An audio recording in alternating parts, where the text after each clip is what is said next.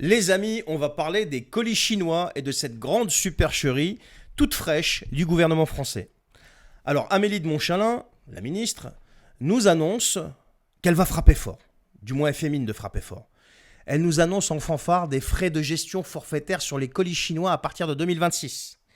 Alors son objectif officiel c'est quoi? Eh bien c'est lutter contre l'aberration écologique et protéger nos commerces face à Shein et Temu. Alors vu comme ça, c'est noble. Mais la réalité, c'est que tout ça n'est que poudre aux yeux. Une mise en scène politique, une illusion de souveraineté. Pourquoi? Eh bien parce que le vrai pouvoir, celui qui décide vraiment, ne se trouve pas à Paris. Il se trouve à Bruxelles. Alors partagez cette vidéo s'il vous plaît, je vais vous expliquer tout ça dans quelques secondes. Qu'est-ce qui se passe d'abord?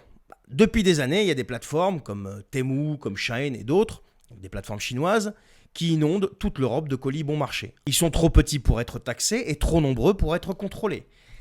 Il y a 4 milliards par an, je crois, quelque chose comme ça. Alors, ça dérange. Donc le gouvernement français saisit l'occasion pour montrer un petit peu ses muscles, et donc il veut faire payer qui? Eh bien les consommateurs en ajoutant des frais fixes sur chaque colis venu de Chine. Mais le vrai problème, c'est que la France ne peut pas faire ce qu'elle veut, surtout en matière de commerce extérieur ou de douane. Pourquoi? Eh bien parce que tout ça est strictement encadré par quoi? Eh bien comme d'habitude, le droit européen. Et c'est là que le château de cartes de Madame Montchalin commence à s'effondrer. Déjà, vous avez un premier obstacle qui s'appelle le Code des douanes de l'Union. Donc le règlement UE numéro 952-2013. Il prévoit que les États membres ne peuvent pas appliquer leurs propres taxes ou redevances douanières sans autorisation explicite. Article 56. Seule l'Union européenne peut fixer les règles douanières pour les biens entrants. Ensuite, je ne vais pas vous gaver, mais asseyez-vous confortablement parce qu'il faut quand même en parler de ces traités.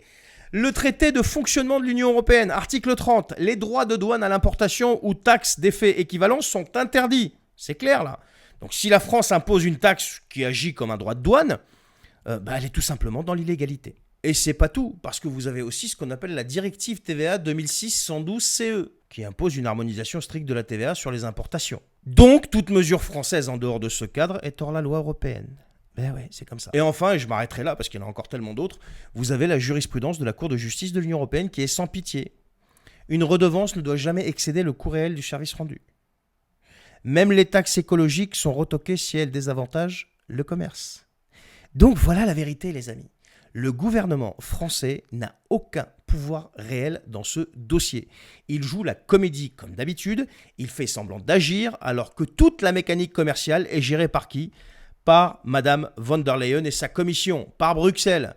Donc cette annonce de frais sur les colis chinois, c'est purement et simplement illégal en l'état. C'est contestable en plus juridiquement et surtout, ça a d'énormes chances d'être retoqué dès que la Commission européenne mettra son nez dedans, tout simplement.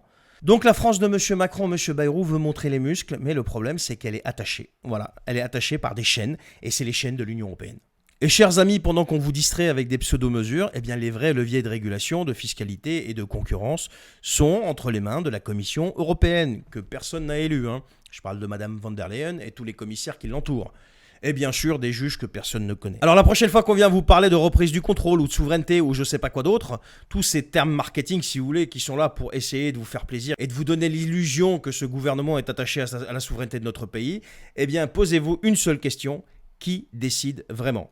Et si la réponse est Bruxelles, eh bien vous saurez d'emblée que c'est un pouvoir supranational qu'on a au-dessus de la tête. Et tant qu'on n'aura pas fait un Frexit, eh bien on continuera sur la même voie. Merci de m'avoir suivi les amis, partagez cette vidéo et à bientôt.